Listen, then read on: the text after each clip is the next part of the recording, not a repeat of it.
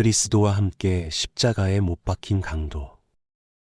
내 어린 시절에 대해 아버지와 어머니 곁에 안전함, 부모님을 향한 사랑, 온화하고 밝고 좋은 환경에서 충분히 놀면서 보낸 그 시절에 대해 이야기하는 것은 멋지고 다정하고 사랑스러운 일이 되리라. 하지만 내 관심을 사로잡는 것은 내가 나 자신에게 이르기 위해 내디딘 삶의 발걸음들 뿐이다. 모든 아름다운 쉼표, 행복의 섬과 낙원, 그 매력을 나도 모르는 바는 아니지만 그것들을 먼 광채 속에 그대로 놓아둘 뿐 그곳으로 한 번 더 들어갈 마음은 없다. 그러므로 어린 시절의 이야기를 계속하면서 나는 내게 일어난 새로운 일, 나를 앞으로 몰아가고 또 멀리 떼어낸 일들만을 이야기하겠다. 그런 자극들은 언제나 다른 세계로부터 왔으며 그것은 언제나 두려움과 강제와 양심의 가책을 함께 가져왔다. 그것은 늘 혁명적이었고 내가 기꺼이 머물고 싶던 평화를 위협했다. 허용된 밝은 세계 안으로 슬그머니 기어들어와 숨어있는 원초적 충동이 내 안에도 살고 있음을 드디어 깨닫게 되는 시절이 찾아왔다. 모든 인간을 찾아오는 천천히 깨어나던 성의 감정이 원수이며 파괴자처럼 내게도 찾아온 것이다. 그것은 금지된 것, 유혹이자 죄악이었다.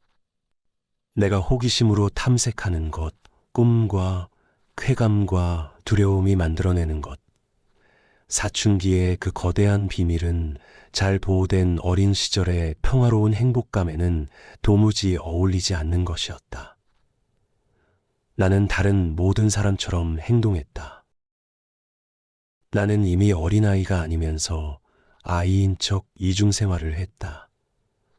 내 의식은 이미 허용된 친근한 것 안에 살면서 새롭게 솟아나는 이 세계를 거부했다. 하지만 그와 나란히 꿈과 충동과 지하 세계에 속한 소망들 속에서도 살았다. 저 의식된 삶은 이런 소망들 위로 점점 더 위태로워지는 다리들을 세웠다. 내 속에서 어린이 세계가 무너졌기 때문이다. 대부분의 부모가 그렇듯이 나의 부모님도 깨어나는 삶의 충동에는 도움을 주지 않았고 그것에 대해서는 거의 이야기도 없었다. 그분들은 다만 한없이 세심하게 내 가망 없는 노력들을 도와주었을 뿐이다. 엄연한 현실을 무시하고 점점 더 비현실적이고 거짓으로 변해가는 어린이 세계에 계속 머물려는 절망적인 노력이었다. 부모가 이런 문제에서 정말로 많은 일을 할 수 있는지는 나도 잘 모르겠으니 나의 부모님을 비난할 생각은 없다. 일을 스스로 처리하고 내 길을 찾는 일은 나 자신의 문제였고 잘 키운 집 자식들이 대개 그렇듯이 나도 내 일을 잘 해내지 못했다. 인간은 누구나 이런 어려움을 겪고 넘어간다. 보통 사람들에게 이것은 자기 삶의 요구와 주변 세계가 가장 심하게 갈등하는 지점, 앞으로 나아가는 길을 가장 힘들게 쟁취해야 하는 삶의 지점이다. 어린 시절이 물러지면서 천천히 붕괴하는 이 과정에서 많은 사람들은 일생에 단 한 번 우리의 운명인 죽음과 재탄생을 경험한다. 그동안 친숙해진 것이 모조리 곁을 떠나고 돌연 고독과 세계 공간에 죽을 듯한 냉기가 자신을 둘러싸는 것을 느낄 때면 그렇다.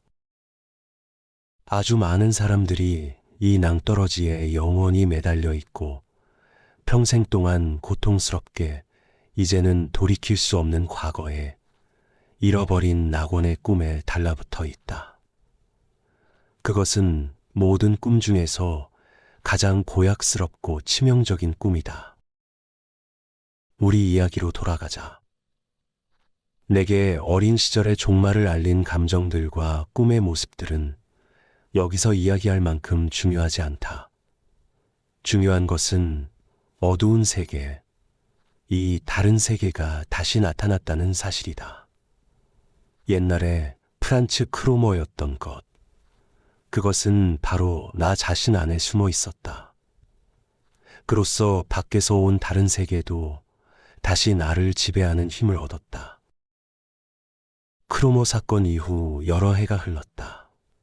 내 삶에서 죄악으로 가득했던 그 극적인 시절은 이미 아주 멀어졌고 짤막한 악몽처럼 아무것도 아닌 것이 되어 쓰러져 버렸다.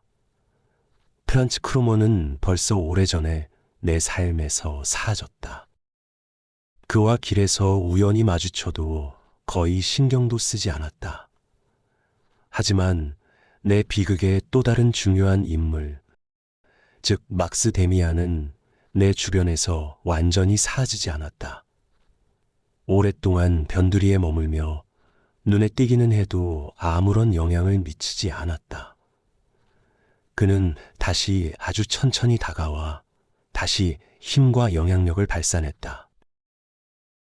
그 시절 내가 데미안에 대해 무엇을 알고 있었는지 곰곰이 생각해 본다. 나는 1년 남짓 그와 단 한 번도 이야기를 나누지 않았던 것 같다. 나는 그를 피했고 그는 절대로 억지로 밀고 들어오지 않았다.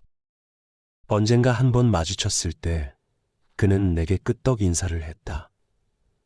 그의 친절함에 조소나 아이러니가 담긴 비난의 섬세한 울림 같은 게 있다는 느낌이 드문드문 들기는 했지만 그건 그냥 내 공상이었을지도 모른다.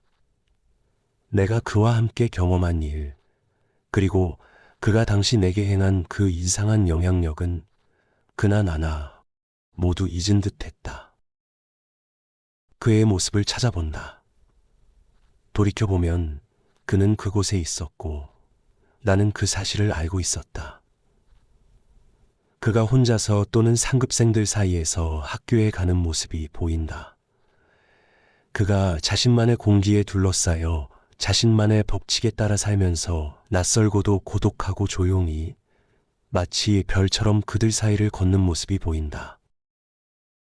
아무도 그를 사랑하지 않았고 아무도 그와 가까이 지내지 않았다. 그는 오직 자기 어머니하고만 가까웠는데 어머니와도 아이가 아니라 어른처럼 지내는 것 같았다. 선생님들은 그를 가능하면 가만히 두었다. 그는 좋은 학생이긴 했지만 누구의 마음에 들려고 애쓰지 않았다. 이따금 우리는 소문으로 그가 선생님에게 했다는 어떤 한마디, 어떤 비꼬는 말이나 말대꾸 따위를 들었다. 그런 말들은 날카로운 도전이나 아이러니라는 면에서 더 바랄 나위가 없었다. 눈을 감고 생각해보면 그의 모습이 떠오른다. 그게 어디였던가? 그래, 다시 거기다. 우리 집 앞 골목길이다. 어느 날 거기 서 있는 그가 보였다. 손에 공책을 들고 스케치를 하고 있었다. 그는 우리 현관문 위에 달린 새가 새겨진 낡은 문장을 스케치했다. 나는 창가의 커튼 뒤에 숨어서 그를 지켜보았다. 깊은 경탄을 품은 채 그 세심하고 차갑고도 밝은 얼굴이 문장을 향한 모습을 보았다. 그것은 어른의 얼굴, 연구자나 예술가의 얼굴이었다. 무언가를 아는 눈길에 탁월하고 의지력이 가득한 이상할 정도로 밝고도 냉담한 얼굴이었다. 그리고 다시 그가 보인다. 얼마간 시간이 흐른 뒤 길거리였다. 우리는 모두 학교에서 돌아오는 길에 쓰러진 말 한 마리를 둘러싸고 서 있었다. 말은 여전히 농부의 수레와 연결된 끌채에 매여 탄원하듯 탄식하듯 벌린 콧구멍을 공중으로 향한 채 헐떡거렸다. 눈에 보이지 않는 상처에서 피가 흘러 말의 옆구리 쪽 하얀 길 먼지를 차츰 검은색으로 적셨다. 메스꺼움을 느끼며 눈길을 돌리는데 데미안의 얼굴이 보였다. 그는 앞으로 나오지 않고 맨 뒤쪽에서 언제나 그렇듯이 편안하고 상당히 우아한 태도로 서 있었다. 그의 눈길은 말의 머리를 향한 듯 했는데 다시 깊고도 고요하고 거의 광적인, 하지만 냉정을 잃지 않은 집중력을 보였다. 그를 오랫동안 지켜보았다. 당시 이미 의식 저 멀리서부터 아주 독특한 무언가를 느꼈다. 나는 데미안의 얼굴을 보았다. 그가 소년의 얼굴이 아니라 어른의 얼굴을 하고 있음을 보았다. 아니, 그 이상을 보았는데 어른의 얼굴도 아닌 전혀 다른 무엇을 보았다고, 아니면 알아챘다고 믿었다. 여자 얼굴에 어떤 요소가 들어있는 듯 했는데 한순간 이 얼굴에는 남자나 어린이도 아니고 늙거나 젊지도 않고 1000살쯤 된 어딘지 시간을 뛰어넘은 우리가 사는 시간 단위와 다른 단위가 찍힌 듯 보였다. 짐승들은 그런 얼굴을 할 수 있다. 또는 나무나 별들은. 당시 나는 그걸 몰랐고 지금 어른이 되어 이야기하고 있는 내용을 정확히 느꼈던 것도 아니지만 그 비슷한 것을 느꼈다. 어쩌면 그는 아름다웠고 어쩌면 내 마음에 들었고 어쩌면 역겹기도 했다. 그 어느 쪽인지도 판단할 수가 없었다. 다만 내가 본 것은 그가 우리와 다르다는 사실이었다. 그는 짐승과 같았다. 아니면 유령이나 어떤 이미지 같았다. 그가 어떤 모습이었다고 해야 할지는 모르겠으나 그는 우리 모두와 달랐다. 이루 상상할 수 없을 정도로 달랐다. 기억은 그 이상을 말해주지 않는다. 이것도 어쩌면 일부는 뒷날의 인상에서 만들어낸 것일지도 모른다.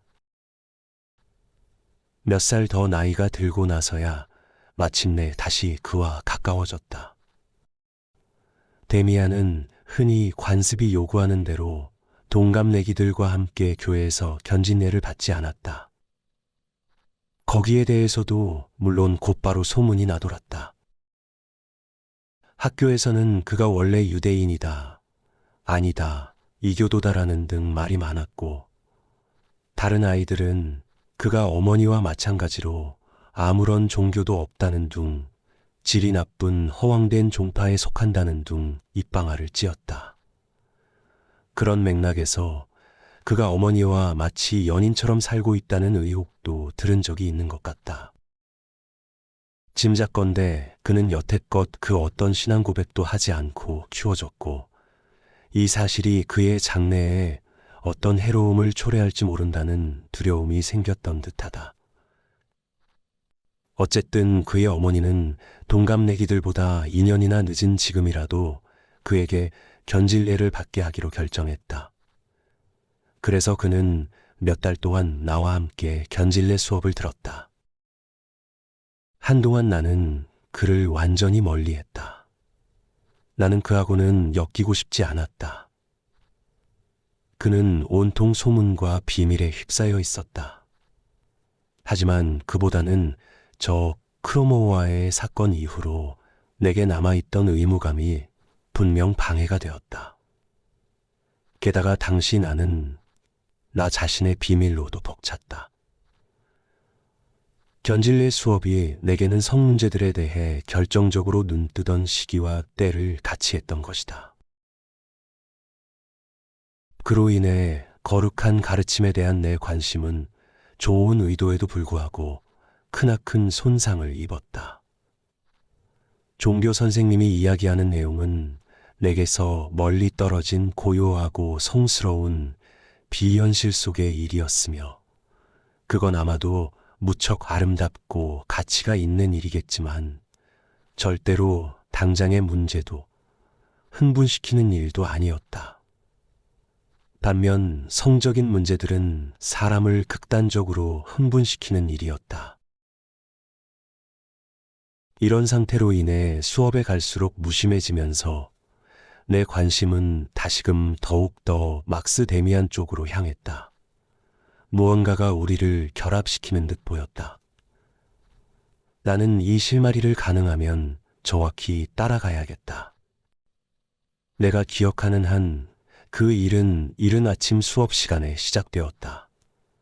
교실에 아직 불을 켜놓았을 때였다. 종교 선생님이 카인과 아벨 이야기를 할 차례였다. 나는 거의 주목하지 않았고 졸음이 와서 듣는 둥 마는 둥 했다. 그때 목사님이 목소리를 높여 집요하게 카인의 표에 대한 이야기를 꺼냈다. 그 순간 나는 뭔가가 건드리는 듯한 혹은 경고하는 듯한 느낌을 받았는데 눈을 들자 책상 앞줄에서 나를 돌아보고 있는 데미안의 얼굴이 보였다. 이야기를 건네는 듯한 맑은 눈길이었는데 그 표정은 비웃음 같기도 진지함 같기도 했다. 단 한순간 그가 나를 바라보았을 뿐인데 갑자기 나는 긴장해서 목사님의 말에 귀를 기울였다. 목사님이 카인과 그의 표에 대해 하는 말을 들으면서 내면 깊숙이에서 그건 목사님이 가르치는 내용과 꼭 같지는 않다고 느꼈다.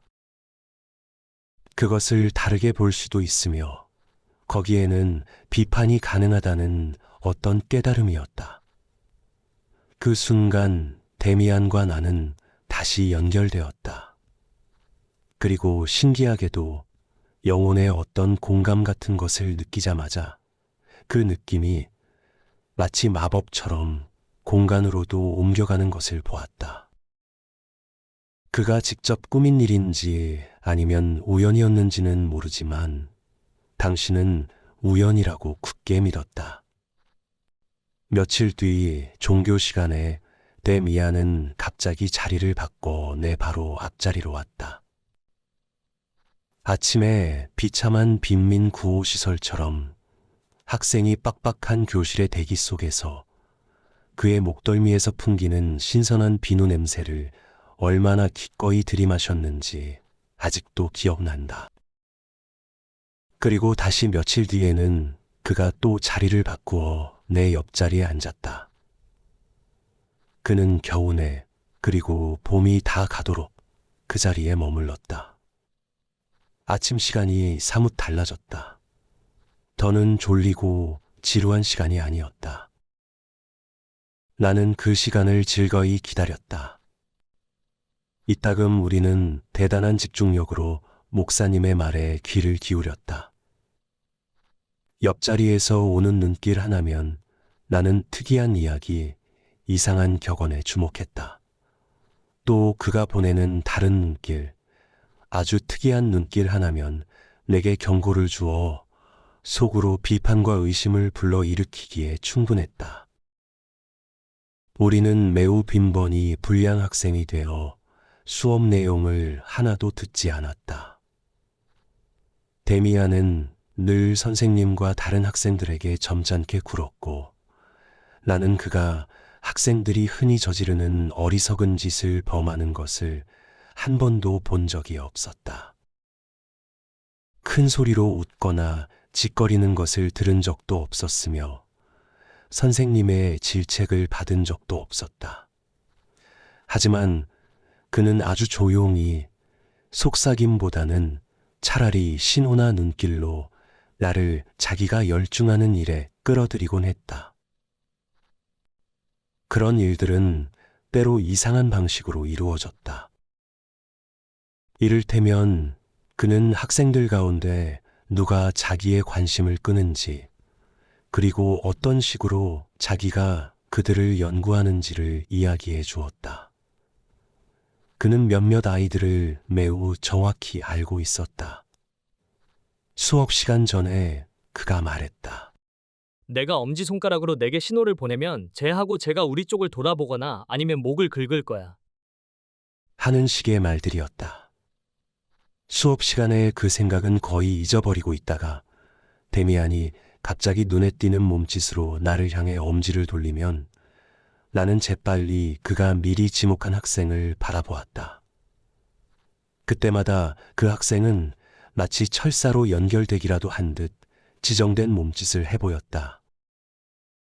나는 데미안에게 선생님에게도 그렇게 해보라고 졸랐지만 그는 하려고 하지 않았다. 하지만 한 번 내가 수업에 와서 오늘은 숙제를 못했으니 목사님이 나한테 질문하지 않았으면 좋겠다고 말하자 그가 도움을 주었다. 목사님은 교리문답 일부를 누군가에게 암기시킬 생각이었는데 이리저리 살펴보던 그의 눈길이 죄의식을 띤 내 얼굴에 와서 멈추었다. 목사님은 천천히 다가와 나를 향해 손가락을 뻗으며 내 이름을 입에 올리려다가 벼랑간 산만하고 불안해져서는 옷깃을 매만졌다.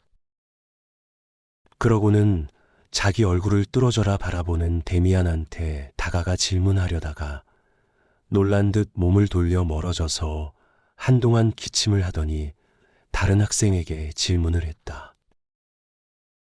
이런 장난에 흥겨워하다가 나는 내 친구가 나한테도 자주 같은 장난을 친다는 사실을 차츰 알아차렸다.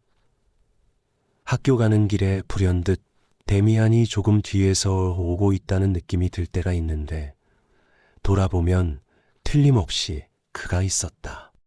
그러니까 다른 사람이 내가 바라는 걸 생각하게 만드는 거야? 내가 물었다. 그는 특유의 어른스러운 태도로 여유롭고 차분하게 기꺼이 알려주었다. 아니, 그가 말했다. 그건 할 수 없어.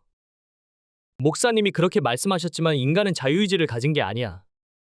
다른 사람은 자신이 원하는 걸 생각할 수도 없고, 그렇다고 내가 그 사람에게 내가 원하는 걸 생각하게 할 수도 없어. 하지만 누군가를 잘 관찰할 수는 있지. 그러면 그가 무슨 생각을 하는지 또는 무슨 느낌을 갖고 있는지 이따금 상당히 정확하게 말할 수 있게 돼. 그럼 다음 순간에 그가 무엇을 할지도 대개는 예측할 수 있게 되지. 아주 간단한 일이야. 사람들이 그냥 모를 뿐이지. 물론 연습은 필요해. 이를테면 나비들 중에서 어떤 나방 종류는 암컷이 수컷보다 개체수가 훨씬 적어. 나방은 다른 동물들처럼 번식을 해. 수컷이 암컷을 수정시키고 암컷이 알을 낳는 거야. 내게 이 나방 암컷 한 마리가 있다면 이건 자연과학자들이 자주 하는 실험인데 밤에 수컷들이 이 암컷을 향해 날아오지. 그것도 여러 시간이나 떨어진 곳에서. 여러 시간이라니 생각해봐. 수킬로미터 떨어진 데서도 수컷들은 모두 그 지역에 있는 이 한 마리 암컷을 감지하는 거야. 그걸 설명하려고 해도 쉽지가 않아. 무슨 후각기관이나 뭐 그런 게 있는 게 분명해. 그러니까 훌륭한 사냥개가 눈에 보이지 않는 흔적을 찾아내 추적할 수 있는 것처럼 말이지. 알겠니? 그런 일들이 있지. 자연에는 그런 일들이 넘쳐나. 다만 아무도 그걸 설명할 길이 없지. 하지만 이제 내 말을 들어봐. 이 나방 암컷이 수컷만큼 많다면 수컷들은 그토록 섬세한 후각을 갖지 못했을 거야. 그런 일에 훈련이 되어서 그런 후각을 갖게 된 거지. 동물이든 사람이든 모든 주의력과 모든 의지를 특정한 데 집중하면 거기 도달하는 거야. 그게 다야. 내가 한 말도 정확히 바로 그 말이지. 어떤 사람을 충분히 면밀하게 바라보렴. 그러면 그에 대해 그 자신보다도 더 잘 알게 돼. 생각 읽기라는 낱말이 혀까지 올라와서 하마터면 그에게 옛날 크로모와의 장면을 상기시킬 뻔했다. 이것도 우리 둘 사이에 있는 이상한 일이었다. 그가 여러 해 전에 한 번 아주 진지하게 내 삶에 개입했었다는 사실을 조금이라도 암시하는 발언은 그나 나나 단 한 번도 한 적이 없었다. 마치 전에 우리 사이에 그 어떤 일도 일어난 적이 없는 것만 같았다. 아니면 우리는 제각기 상대방이 그 일을 잊어버렸다고 굳게 믿는 것만 같았다. 심지어 함께 길을 걷다가 한두 번 프란츠 크로모와 마주친 적도 있었지만 우리는 눈길 한 번 교환하지 않고 그에 대해선 말 한마디도 나누지 않았다. 그렇다면 의지란 또 어떻게 되는 거지? 내가 물었다. 내 말대로라면 인간은 자유의지가 없다면서. 그런데 우리가 어떤 것에 의지를 확고하게 집중하면 목적을 달성할 수 있다고 했잖아. 그럼 말이 안 맞지. 내가 내 의지의 주인이 아니라면 나는 내 의지를 멋대로 이것 또는 저것에 집중하게 할 수가 없잖아. 그는 내 어깨를 토닥였다. 내가 그를 기쁘게 하면 그가 늘 하는 행동이었다. 질문하다니 좋아.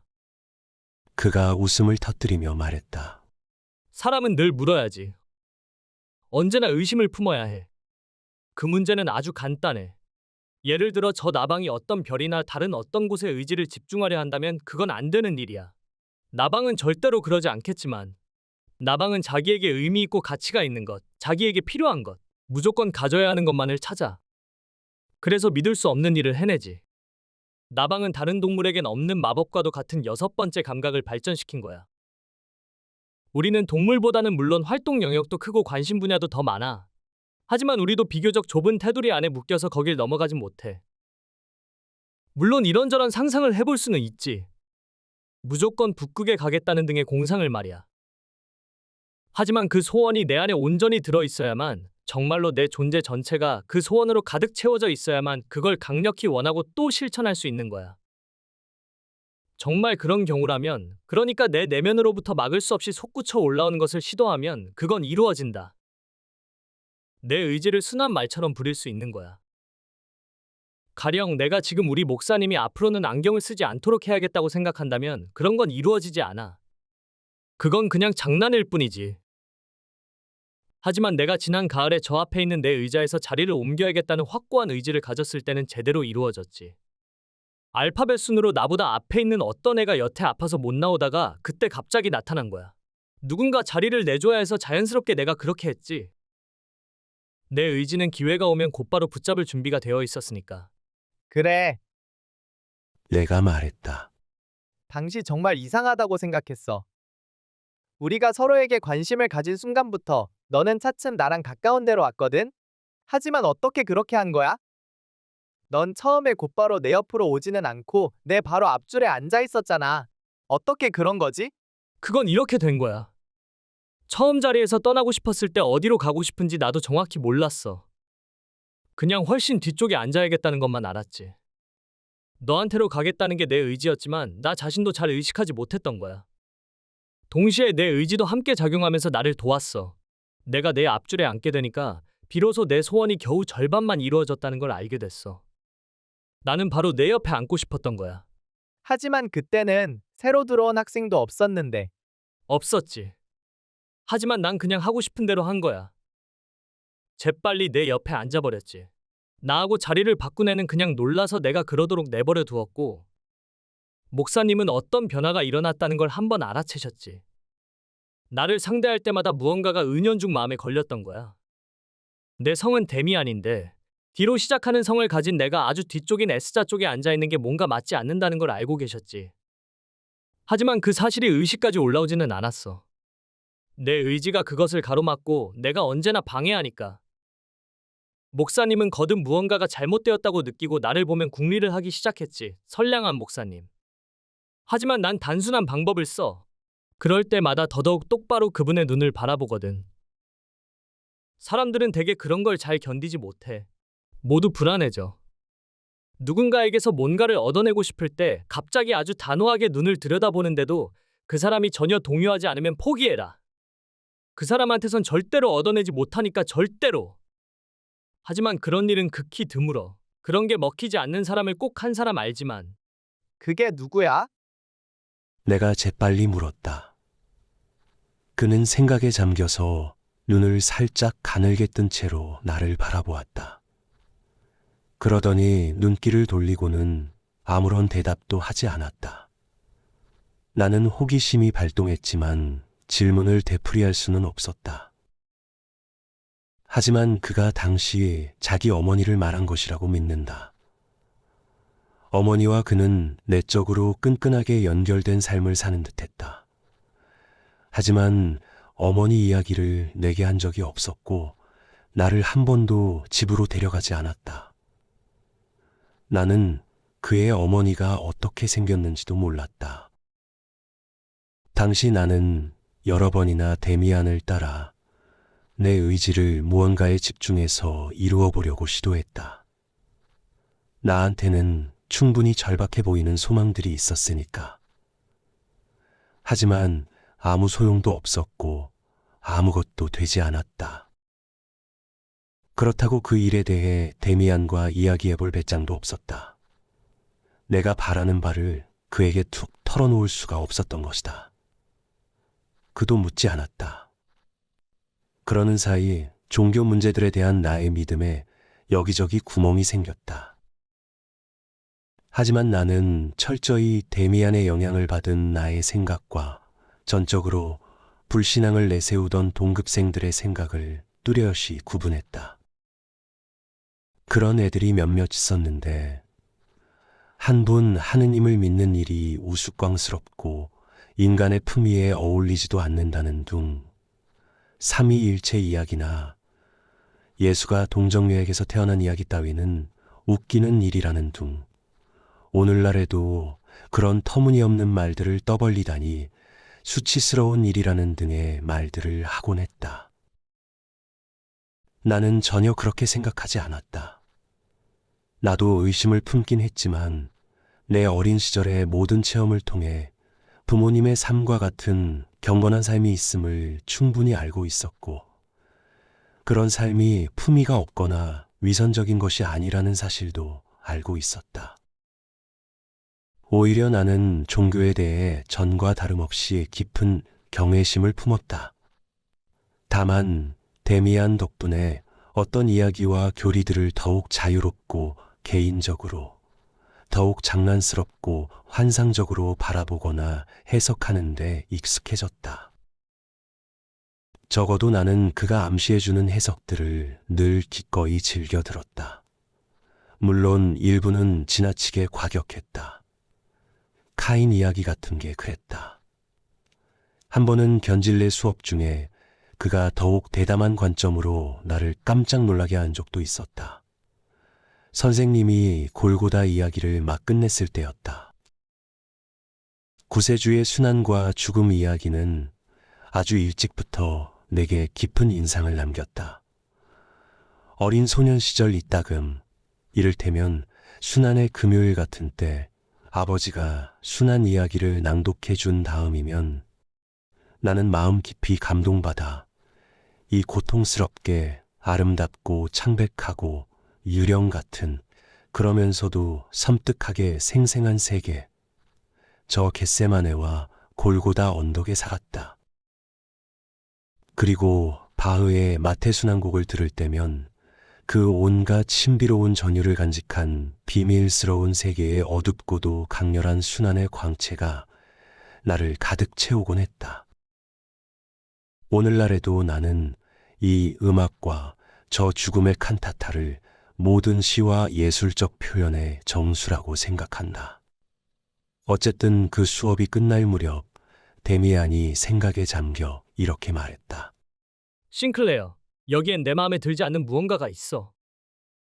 그 이야기를 한번 자세히 읽고 혀로 음미해봐라. 뭔가 김 빠진 맛이 난다. 그러니까 그리스도와 함께 십자가에 못 박힌 두 강도 이야기 말이야. 골고다 언덕 위에 십자가 세 개를 나란히 세우다니 대단해. 하지만 우직한 강도가 등장하는 감상적인 설교 이야기가 되고 말지. 애초에 그는 범죄자로 그게 뭐가 되었든 범죄 행위를 저질렀어. 그런 그가 이제 마음이 누그러져서 그토록 눈물겨운 개성과 참회의 향연을 벌이다니. 무덤을 두 걸음 바로 앞에 두고 그런 후회를 한다는 게 대체 무슨 의미가 있지? 응? 이거야말로 진짜로 성직자나 할 법한 이야기지. 감동 덩어리에 극히 교화적인 배경이 깔린 달콤하고도 정직하지 못한 이야기란 말이야. 내가 지금 이 두 강도 중에 한 명을 친구로 선택해야 한다거나 아니면 둘 중에 어느 쪽을 더 믿을지를 생각해야 한다면 틀림없이 이 울보 회계자는 아닐 거란 말이지.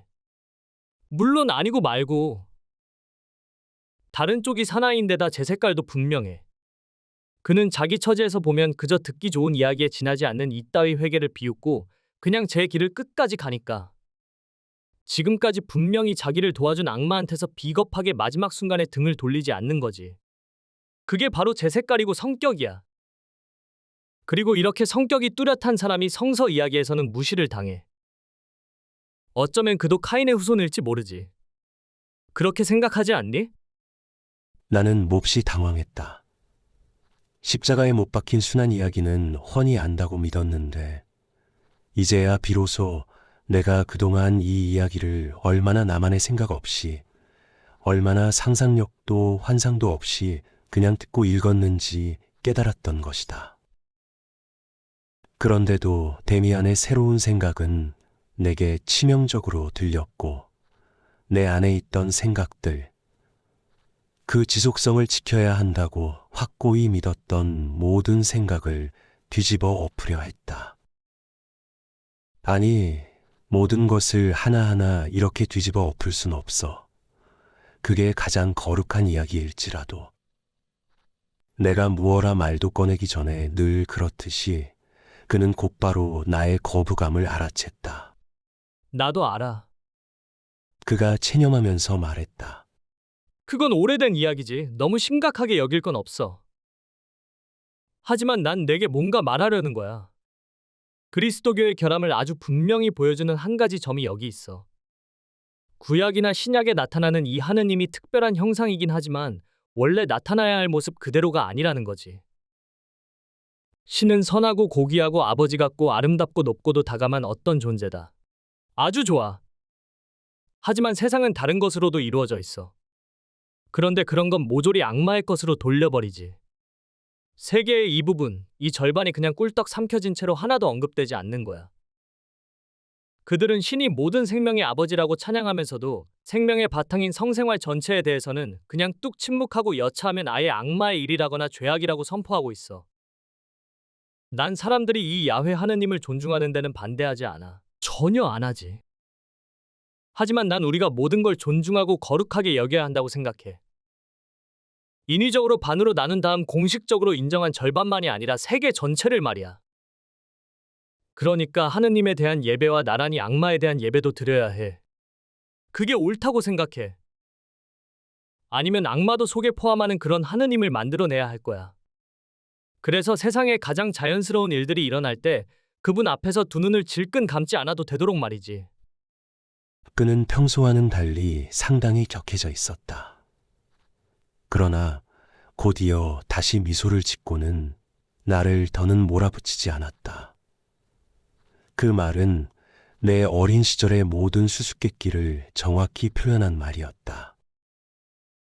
내가 늘 속에 지니고 있으면서 그 누구에게도 단 한마디 입 밖에 내지 못한 수수께끼였다.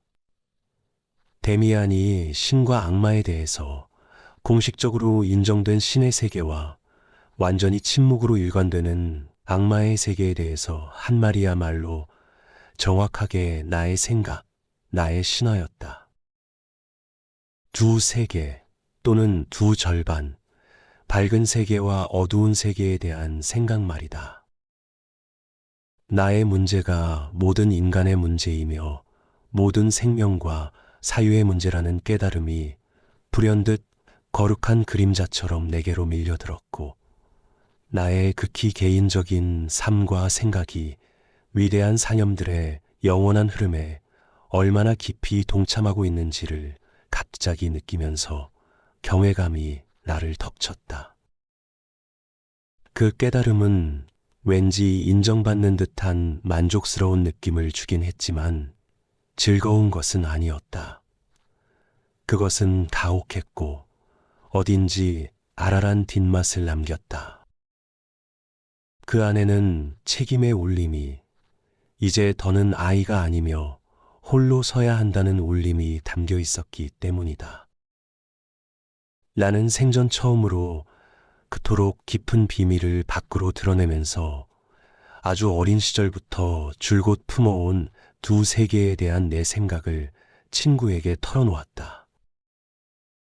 그러자 그는 가장 깊은 느낌으로 내가 그에게 동의하고 그가 옳다고 인정한다는 사실을 곧바로 알아차렸다. 하지만 그런 비밀 따위를 이용하는 일은 그의 방식이 아니었다. 그는 여느 때보다 더욱 주의 깊게 내 말을 경청했고 내 눈을 들여다보았다. 나는 그만 눈길을 돌리고 말았다. 그의 눈에서 다시 저 이상하고 짐승 같은 시간을 넘어선 요소, 나이를 헤아릴 수 없는 요소를 보았기 때문이다. 우리 그 이야기를 언제 한 번 더 하기로 하자. 그는 조심스레 말했다. 넌 누군가에게 말할 수 있는 것보다 더 많은 생각을 하고 있어. 만일 그렇다면 넌 내가 생각한 대로 아직 한 번도 제대로 살아보지 못했다는 걸 안다는 얘기지. 그건 좋지가 못해. 우리가 살아내는 생각만이 가치가 있어. 넌 너의 허용된 세계가 단지 세상의 절반에 지나지 않는다는 걸 알고 있어. 그리고 목사님이나 선생님처럼 너도 그 두 번째 세계를 감추려 했지. 그렇게 되진 않을 거야. 그런 생각을 시작했다면 그 누구도 감출 순 없어. 그 말은 내 가슴 깊이 와 닿았다. 하지만 나는 소리를 지르다시피 말했다. 금지된 추악한 일들이 정말로 있어. 그건 너도 부인하지 못할 거야. 그것들은 금지되어 있고 우린 그걸 포기해야 해.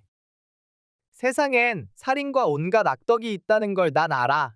하지만 그것들이 존재하니까 나도 가서 범죄자가 되라는 말이야? 오늘은 이야기를 다 못하겠다.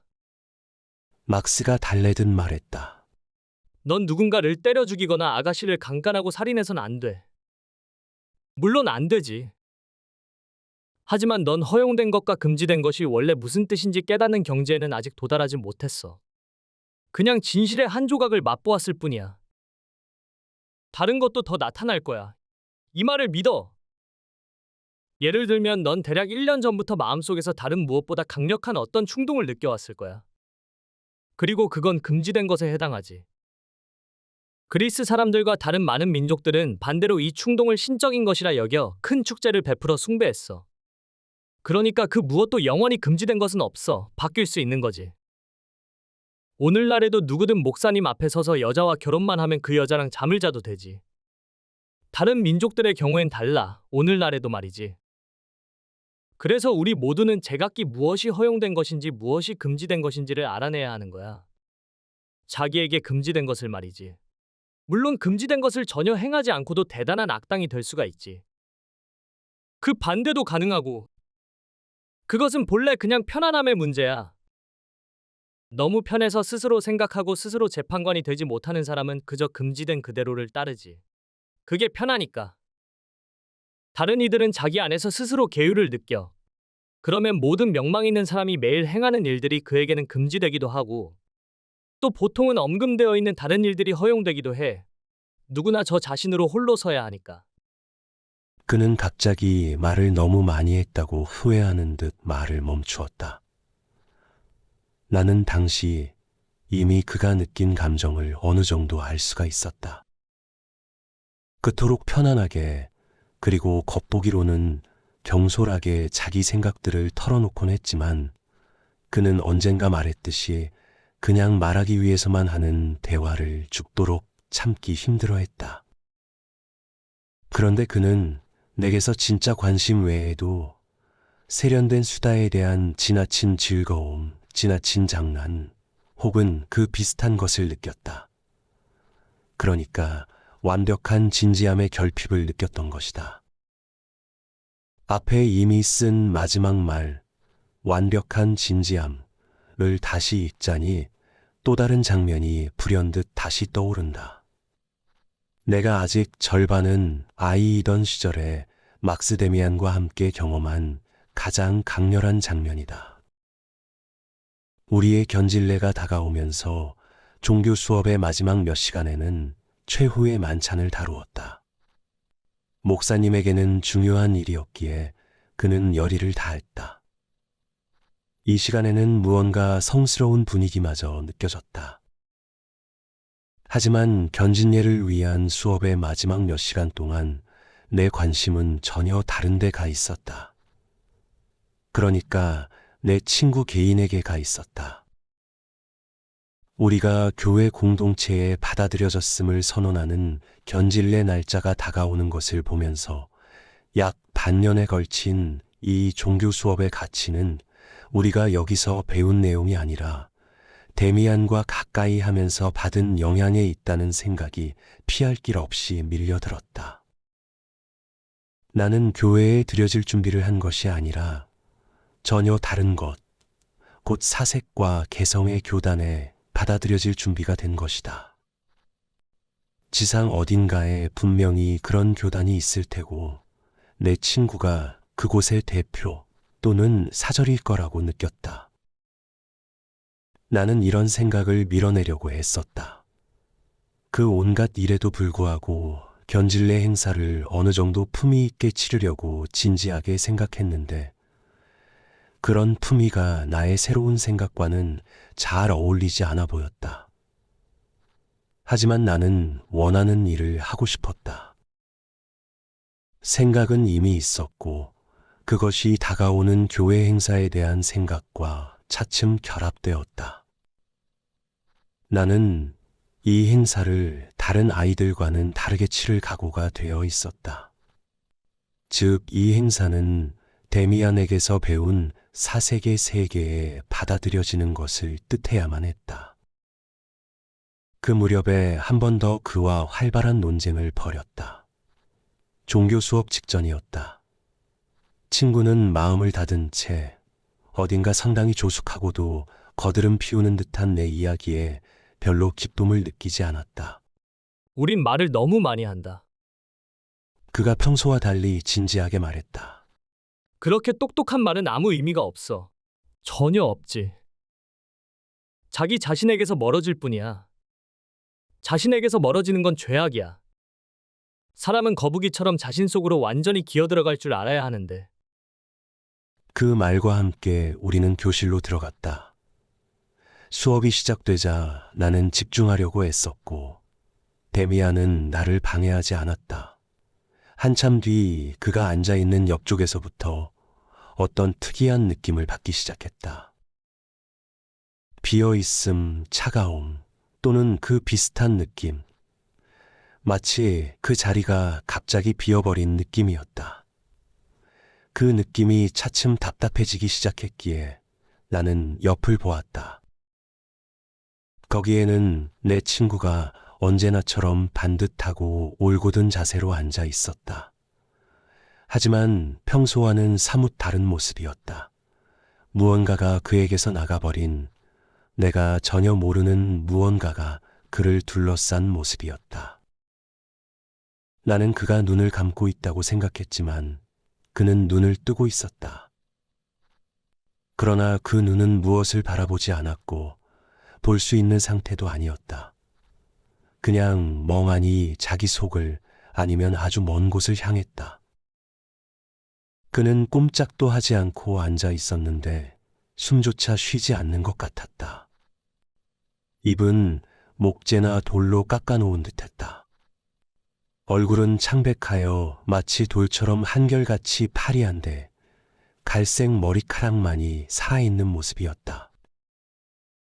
두 손은 자기 앞 의자 위에 놓여 있었는데 돌이나 과일 같은 물건처럼 고요하고 생명이 없이 파리하고 움직임이 없었지만 힘없이 느슨하게 풀린 것이 아니라 감추어진 강인한 생명을 감싼 단단하고 좋은 껍질 같았다. 그 모습에 몸이 떨렸다. 그가 죽었구나 생각하고 하마터면 큰 소리로 말할 뻔했다. 하지만 그가 죽지 않았음을 나는 알고 있었다. 나는 마법에 사로잡힌 듯 그 얼굴, 그 돌 같은 창백한 마스크에 눈길을 고정시켰다. 그리고 나는 느꼈다. 저게 데미안이다. 그 전의 모습, 나와 함께 걷고 이야기할 때의 그는 절반만 데미안이었다. 이따금 어떤 역할을 하고 거기 적응하고 좋은 마음에서 함께하는 절반의 데미안이었다. 진짜 데미안은 지금의 모습, 돌로 된 태고를 간직한 짐승과 같은, 돌과 같은 아름답고 차가운 죽어 있으면서 동시에 들어본 적 없는 생명으로 은밀히 가득 차 있는 저런 모습이었다. 그를 애워싼 이 고요한 공허, 이런 에테르와 별의 공간, 이 고독한 죽음. 순간 그가 완전히 자기 속으로 들어가 버렸음을 느끼고 나는 전율했다. 나는 저토록 고독해 본 적이 없었다. 나는 그와 함께하지 못하고 그는 내게는 닿을 수 없는 사람이었다. 마치 이 세상의 가장 먼 섬에 있는 듯 내게서 멀리 떨어져 있었다. 나 말고 아무도 그 모습을 보지 못했다는 사실을 나는 거의 알지도 못했다. 틀림없이 모두가 보고 모두가 전율하겠지. 하지만 아무도 그를 주목하지 않았다. 그는 그림처럼 내 생각에는 이교의 신처럼 굳은 모습으로 앉아 있었다. 파리 한 마리가 그의 이마에 앉아 코와 입술 위를 천천히 기어갔지만 그는 주름살 하나 짓지 않았다. 그는 지금 어디에 있을까? 무슨 생각을 하나, 무엇을 느끼나? 대체 하늘에 있나, 지옥에 있나? 그에게 그걸 물어보기란 불가능한 일이었다. 수업 마지막에 그가 다시 살아나서 숨을 쉬는 것을 보았을 때, 그의 눈길이 내 눈길과 부딪혔을 때, 그는 원래 모습으로 돌아와 있었다. 그는 대체 어디서 돌아왔을까? 어디 갔었나? 그는 지쳐 보였다. 얼굴색이 다시 돌아왔고 두 손도 다시 움직였다. 하지만 갈색 머리카락은 이제 빛을 잃고 지친 모습이었다. 다음 며칠 동안 나는 침실에서 몇 번이나 새로운 연습을 했다. 의자에 반듯하게 앉아서 눈을 고정시키고 꼼짝도 하지 않은 채 내가 얼마나 오래 견디나 무엇을 느끼나를 알아보려 했다. 하지만 그냥 피곤해지면서 눈꺼풀에 심한 경련만 일었다. 고지어 견질레가 있었지만 그 일은 내게 아무런 중요한 기억도 남기지 않았다. 이제 모든 것이 달라졌다. 어린 시절은 내 주변에서 떨어져 부스러졌다. 부모님은 살짝 당혹해하며 나를 바라보았다. 누이들은 완전히 낯설어졌다. 각성이 일어나면서 익숙한 감정들과 기쁨들이 변질되고 빛이 바랬다. 정원엔 향기가 사라지고 숲은 유혹하지 않고 내 주변의 세계는 낡은 상품의 떨이 판매같이 김 빠지고 자극이 없고 책들은 종이, 음악은 소음이 되어버렸다. 가을 나무 주변으로 그렇게 잎사귀가 떨어진다. 나무는 그것을 느끼지 못하고 비가 나무에 내리고 햇빛이나 서리도 내리지만 나무는 천천히 가장 내밀하고 가장 깊은 속으로 점점 더 움츠러든다. 나무는 죽지는 않는다. 기다린다. 방학이 끝나면 나는 다른 학교로 가기로, 처음으로 집에서 멀리 떠나기로 되어 있었다. 때때로 어머니는 가까이 다가와 미리 이별을 고하면서 특별한 애정을 담아 내 마음에 사랑과 향수와 잊을 수 없는 것을 불어넣었다. 데미안은 여행을 떠났다. 나는 혼자였다. 반지는 작지만 그 의미는 결코 작지 않습니다. 평생을 함께할 반지, 제대로 알고 선택하는 게 중요합니다.